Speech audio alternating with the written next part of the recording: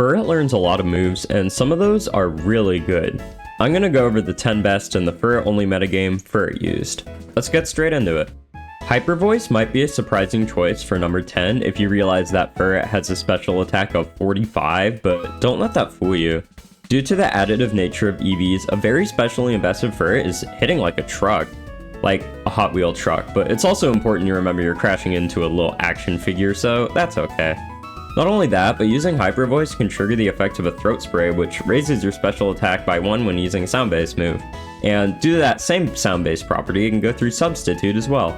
Being an 80 base power special move from Furret doesn't sound great on paper, but all of these benefits add up to being shockingly powerful. The more we play Furret use, the more we realize that special sets are as good, if not better, than physical sets. And Hyper Voice is a large part of that, being the only way to boost special attack that isn't reliant on luck or your opponent attacking you. And it provides consistent damage as well. Next up at number 9 is a move that you normally get rid of in the first hour of your average playthrough, Charm.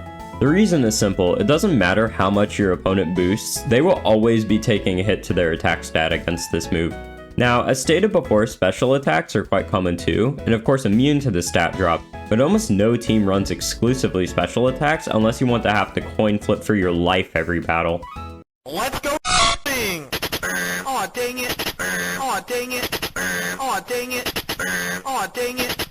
Aw dang. And, spoiler alert, baton passes everywhere and boosting moves are everywhere. So now your opponent has to decide if passing their defense and speed boosts is worth hitting like a wet spaghetti noodle. With this move you can pressure a switch and then hit the switch in with whatever you want. Another charm if you like to be cruel, or if you'd like to destroy your opponent, you can run number 8. Focus Punch is probably my favorite move in the game. There is nothing that feels better than reading your opponent like a book and hitting them with this beast of a move. And in this tier specifically, it can get a lot more utility, since if you give your opponent a single free turn, they will just set up in your face.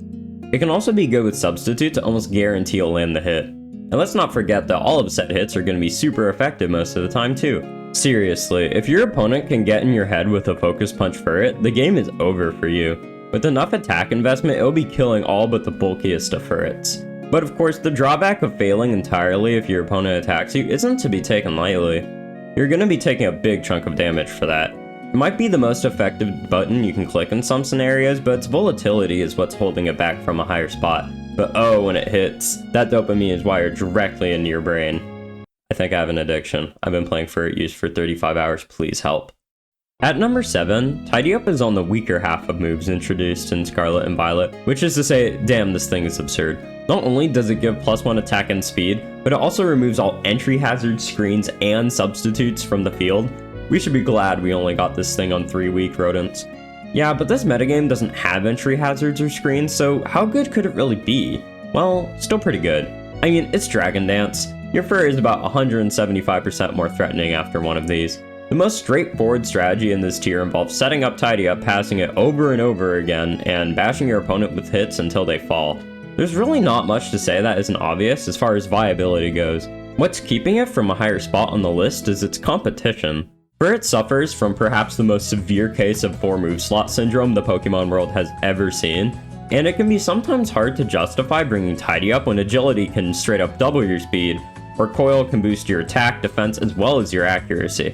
You still might not get it being at this spot, but understand that most Furrets are probably going to be slotting around 3 of these top 6 moves coming up, so it can be really hard to fit.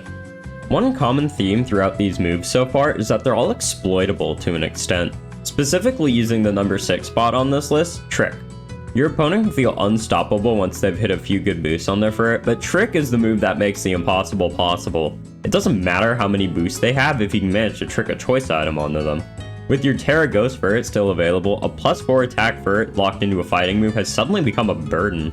There's a lot of ways people try to stop sweeps, from Red Card to Endeavor, Focus Sash to Reversal, or even just using your Terra, but from what I've seen, nothing is more consistent than Trick, because Trick stops the sweep before it can start.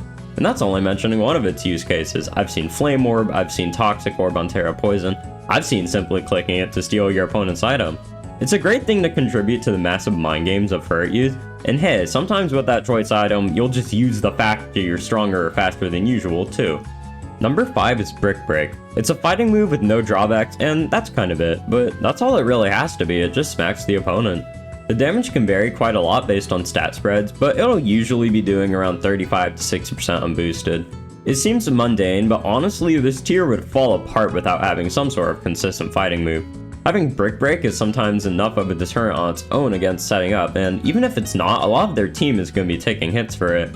It's hard to extend this segment without just saying fighting move good over and over again, but I think you get the point. Now, there's one thing in common with every single attacking move so far. Terra Ghost spits in their faces. Number 4, Knockoff, is the perfect solution to this.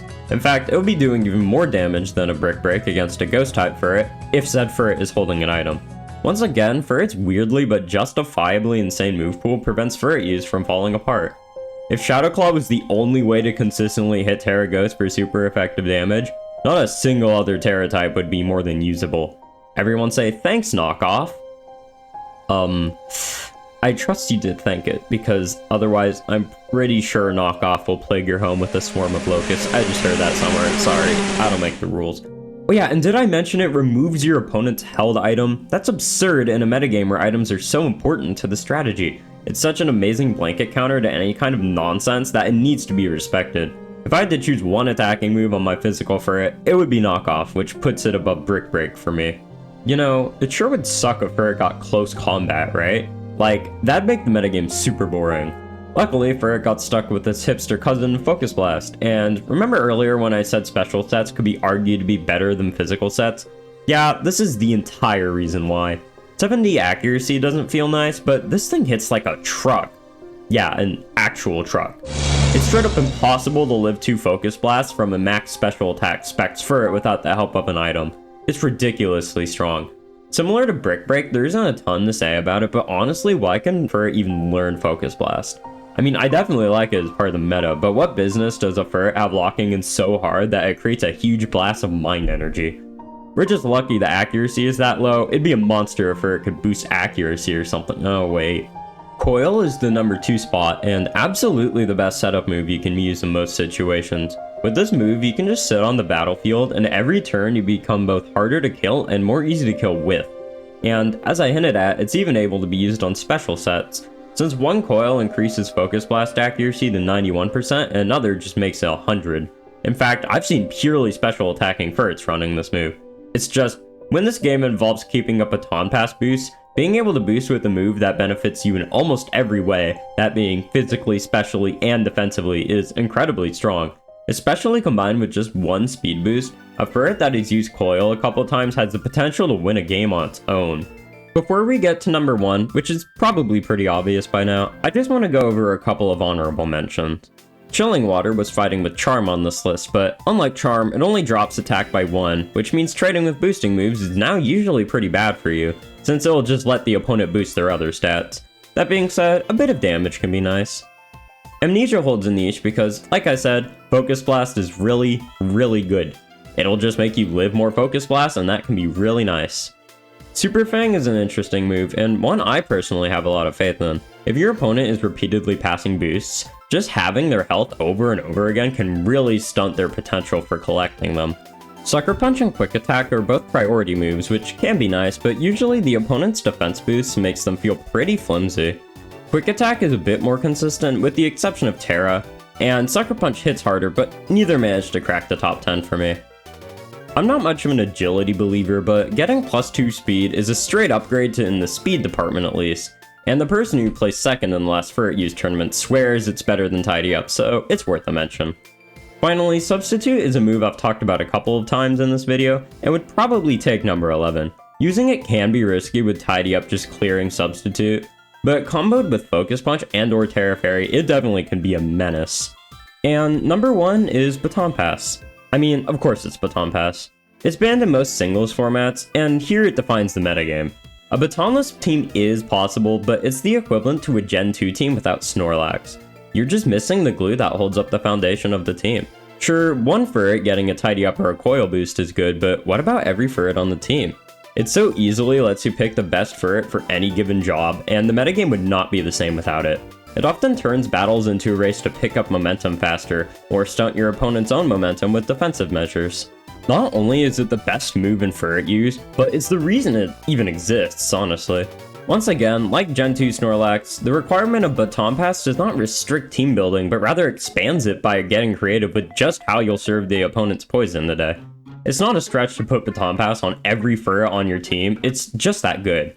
It can definitely be exploitable, and as the meta evolves, people are getting better and better at straight up not allowing you to sweep with it. But even then, it means you can pass your stat boosts, many or few, to any of your teammates. It's very powerful without being overbearing, and while it takes the #1 spot, I love what it brings to the metagame. Overall, I'm glad Furret has such a diverse move pool because it in turn makes for a diverse metagame. I've even touched on a ton of powerful moves. Shadow Ball, Terra Blast, Facade, U-Turn, Reversal, Trailblaze, Endeavor, Fling, Thief, Zen, Headbutt, Rest, Sleep Talk. This thing gets so much, and it's really what makes the metagame so fun. Sure, your Furret Sun team might not be the best, but with the right use of Baton Pass along with everything else, you can make it work.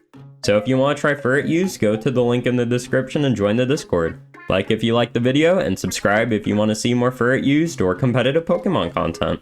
Also, main video's done now, so feel free to leave, but for my outro, I just want to ask, what do you guys want from this channel? I have a ton of YouTube video ideas from years of brainstorming, but they're pretty diverse. I could go at a more competitive angle, specifically more analytical videos about specific mons or tiers, maybe with a more humorous twist than most PokeTubers. I'm still learning editing, but I can get it down. Also, maybe a series on different small metagames you might be interested in. I'm sure there's an endless rabbit hole of metas few people have ever heard about. I also have tons of ideas for theory mons, only really lacking an artist to make that work. Expanding a bit further, general challenge runs or Nuzlockes to the Pokemon games also sound fun to make. I like doing challenge runs for games in general. I mean, I mainly enjoy indie and Nintendo games, but that's already a really broad subject for YouTube. Or hell, I'd be interested in just making videos about like animals and stuff. Like, look up a red and white giant flying squirrel. They're just so cool, dude. Okay, anyway, I'm rambling, but I am honestly interested in feedback for what angle this channel should take, so drop a comment. Anyway, this outro has been long enough, so thanks for watching, I'll see you later.